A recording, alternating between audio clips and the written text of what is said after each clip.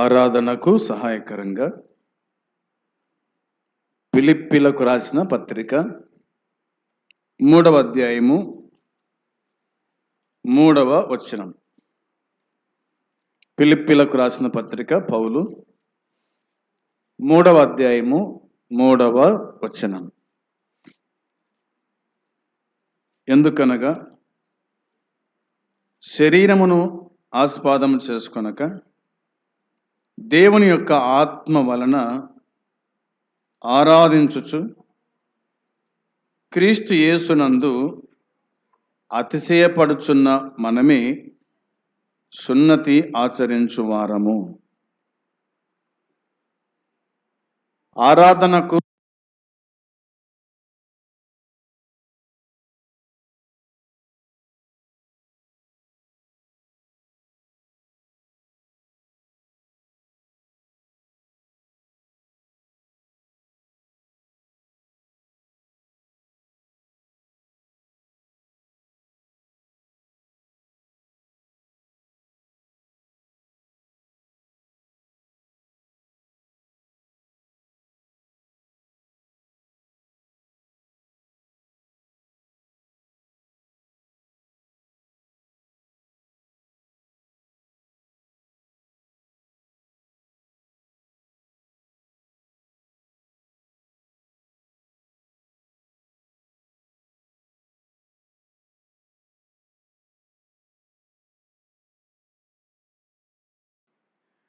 విశ్వాసులందరినీ కూడా కలిపి మాట్లాడుతూ ఉన్నాడు. నేను కూడా యూదుడనే అని అన్నాడు. నేను కూడా బెన్యామిన్ గోత్రములో పుట్టినవాడును అని కూడా అన్నాడు పౌలు. నేను కూడా రోమియుడనే అని అన్నాడు పౌలు. ఏది ఏమైనా తాను ఒక ఆరాధికుడైనాడు. ఏదైతే లేదా దేవుని యొక్క ధర్మశాస్త్రాన్ని పాటిస్తూ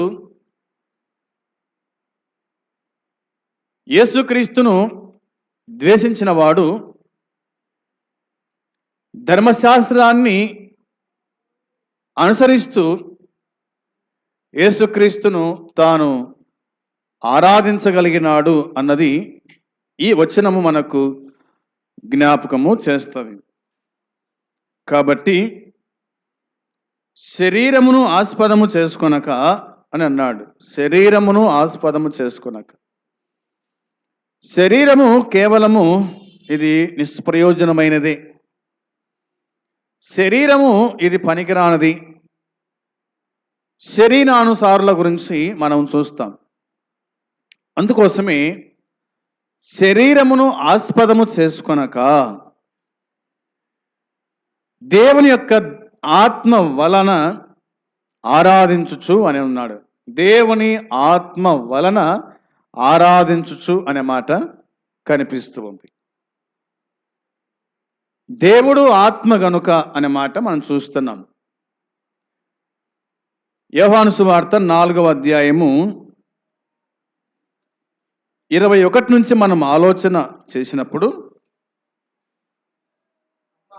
యేసుక్రీస్తు ప్రభు సమరయ స్త్రీతో మాట్లాడుతూ పలికినటువంటి ఈ మాటలు చూడండి. అమ్మా, ఒక కాలము వచ్చుచున్నది, ఆ కాలమందు ఈ పర్వతం మీదనైనను యెరూషలేములోనైనను మీరు తండ్రిని ఆరాధింపరు.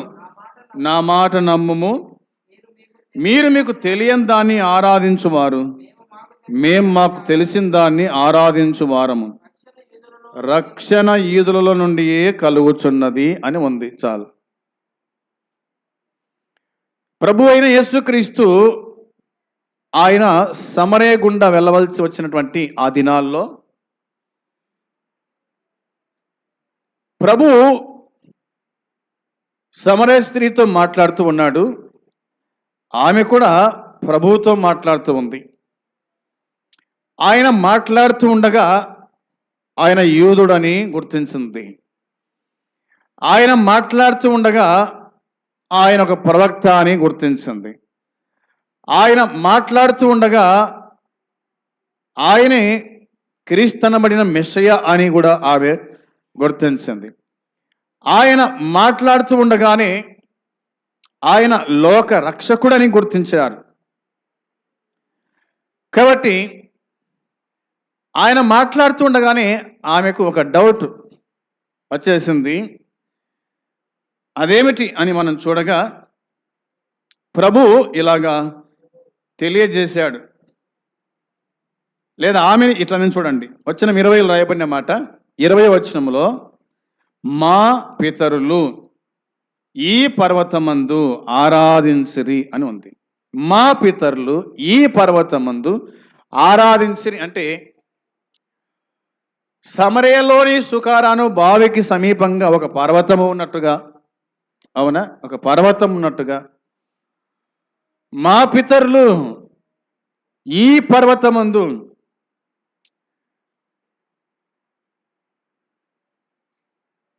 తండ్రిని ఆరాధించినట్టుగా, అవునా, ఆరాధించిరి. ఈ పర్వతం ముందు ఆరాధించరు, ఈ పర్వతం మీద ఆరాధించారు. ఈ పర్వతము అనగానే మనకు అర్థమైన విషయం ఏంటంటే, ఒకవేళ అబ్రహాము ఇస్సాకును బలిచినటువంటి ఒక పర్వతం కావచ్చునేమో అనుకుంటాను నేను, అంతే. పర్వతం మీద ఆరాధించుట, ఎందుకంటే మోసకు గుడక దేవుడు కనిపించింది అక్కడ పర్వతం మీదనే ఆయన కనిపించినాడు, ఒక కొండ మీద ఆయన కనిపించినాడు. అబ్రహాంతో అన్నాడు, ఇదిగో ఫలాని పర్వతం మీద నీవు నీ కుమారుడు ఇస్సాకును అర్పించు అన్నట్టుగా తెలియజేశాడు.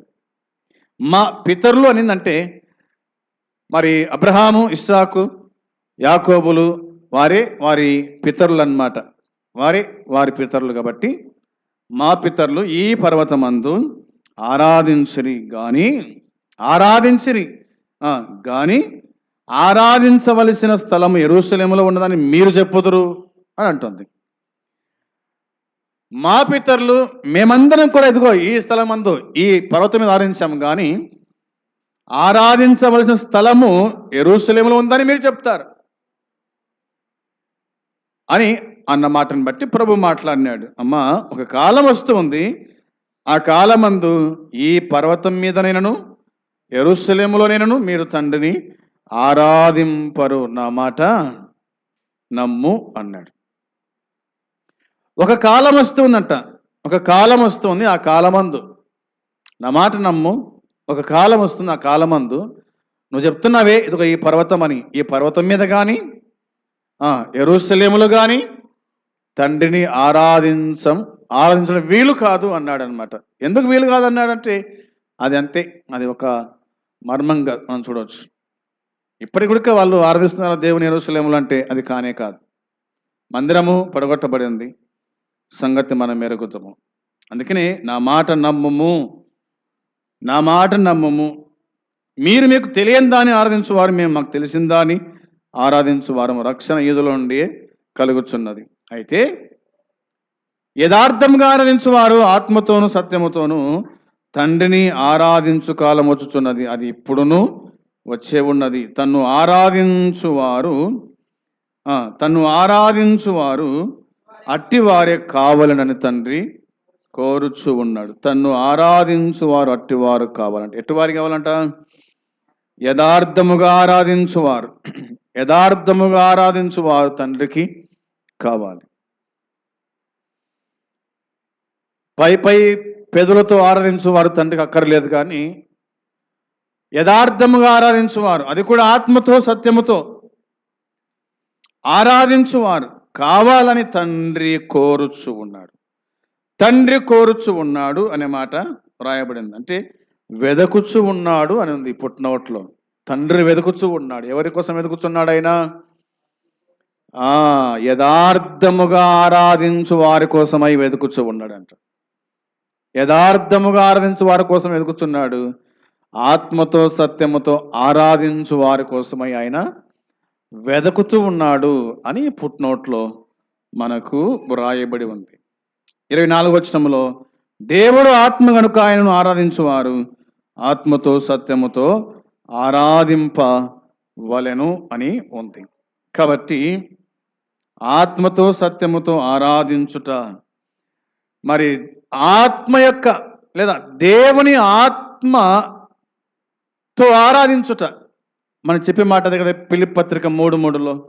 కాబట్టి ఆరాధించువాడు ఆత్మతో సత్యముతో ఆరాధించాలి. అది మనకు బైబిల్ చెప్తున్న మాట. ఇక అపోస్తుల కార్యములు 8వ అధ్యాయంలో 27వ వచనము చూడాలి. అపోస్తుల కార్యం 8వ అధ్యాయము 27వ వచనములో, అప్పుడు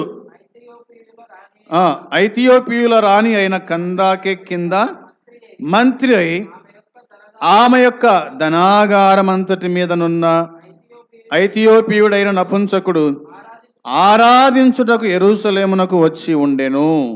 ఆరాధించుటకు యెరూషలేమునకు వచ్చి ఉండెను అని వ్రాయబడి ఉంది.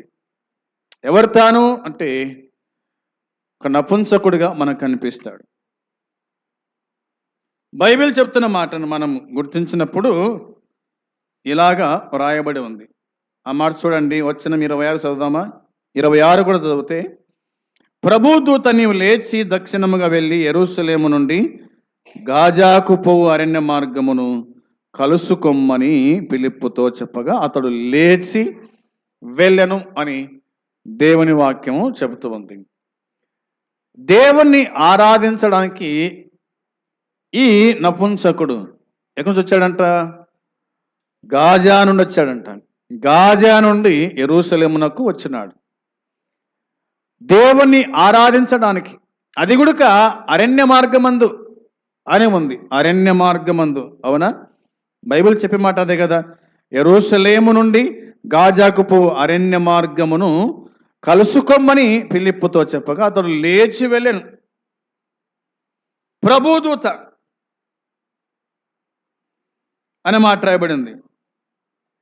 మరి వాక్యం చెబుతున్న మాట ఏమిటంటే, ఇథియోపియుని గురించి రాయబడిన మాట మనం ఆలోచన చేస్తే, నువ్వు వెళ్ళి కలుసుకో అన్నాడు. దేవుడు ఫిలిప్పును ఆ స్థలములో నిలబడేలా ఏర్పాటు చేశాడన్నమాట రాయబడింది. మరి కందాకే అనేది రాణి యొక్క పేరు ఇది కాదు అని, ఆమె పదవి పేరు. ముఖ్యంగా ఆ గ్రంథము తన స్వభాషలో లేనప్పుడు పైకి చదవడం అనేది సాధారణమైన విషయము అనే సంగతి మరి బైబిల్ పండితులు రాసినట్టుగా మనము చూస్తాం. ఈ నపుంసకుడు ఆరాధించుటకు యెరూషలేముకు వచ్చాడంట. ఈ నపుంసకుడు ఆరాధించుటకు యెరూషలేమునకు వచ్చాడని మాట్లాడబడింది. అంటే ఇతడు దైవభక్తి గల వాడుగా మనకు కనిపిస్తుంది. ఇతడు దైవభక్తి గల వాడుగా మనకు కనిపిస్తుంది. దైవభక్తి గలవాడు మాత్రమే దేవుణ్ణి ఆరాధించగలుగుతాడు. దేవుని యందు భయభక్తులు గలవాడు మాత్రమే దేవుణ్ణి ఆరాధించగలుగుతాడు. అది ఎంత దూరమైనా, అది ఎంత భారమైనా, అవునా? అది ఎంత దూరమైనా, అది ఎంత భారమైనా కానీ తండ్రిని ఆరాధించాలా? ఈ ఆదివారం, ఈ ప్రభు దినమున తండ్రిని జ్ఞాపకం చేసుకోవాలి, అవునా? దేవుని జ్ఞాపకం చేసుకోవాలి, దేవుని ఆరాధించాలి, దేవుని సన్నిధిలో ఉండాలి అనే ఒక ఆశ దైవభక్తి గల వానికి ఉంటుంది, దైవభక్తి గల స్త్రీలకు ఉంటుంది అనే సంగతి దేవుని వాక్యమే మనకు జ్ఞాపకము చేస్తూ ఉంది. సంగతి మనము గుర్తుంచుకోవాలి. కాబట్టి తాను ఆరాధించుటకు వచ్చినట్టుగా దేవుని వాక్యము చెబుతుంది. అందుని బట్టి దేవుణ్ణి ఆరాధించేటువంటి విషయంలో మనము ఏమాత్రం కూడా నిర్లక్ష్యము చేయకూడదని ఆయన మనల్ని జ్ఞాపకం చేసుకున్నాడు, మనం సజీవ లెక్కలో ఉంచాడు. అదే కోణంలో మనము కూడా సజీవుడై ఉన్న దేవుణ్ణి ఆరాధించాలనే సంగతి వాక్యము మనకు జ్ఞాపకం చేస్తుంది. అందుని బట్టి శరీరమును ఆస్పదం చేసుకొనక దేవుని యొక్క ఆత్మ వలన ఆరాధించుచు క్రీస్తు యేసునందు అతిశయపడుచున్న మనమే సున్నతి ఆచరించువారం, మనమే సున్నతి ఆచరించువారం అని పౌలు చెప్పినట్టుగా దేవుని వాక్యం చెబుతుంది. అందుని బట్టి మరి దేవుని యొక్క ఆత్మ చేత మాత్రమే ప్రభువును మనము ఆరాధించు వారమై ఉండాలి. ఆయన ఆయన ఆరాధనీయుడు అన్న సంగతి, ఆరాధనకు యోగ్యుడన్న సంగతి మనకు దేవుని వాక్యము మనకు గుర్తు చేస్తుంది. ఆ విధంగా ప్రభువును మనము ఆరాధించుచు, ఘనపరచుచు, జ్ఞాపకం చేసుకుంటూ ప్రభువు సన్నిధిలో మనం ముందుకు సాగుదాం. అట్టి కృప దేవుడు మనకు అనుగ్రహించును గాక. ఆమేన్.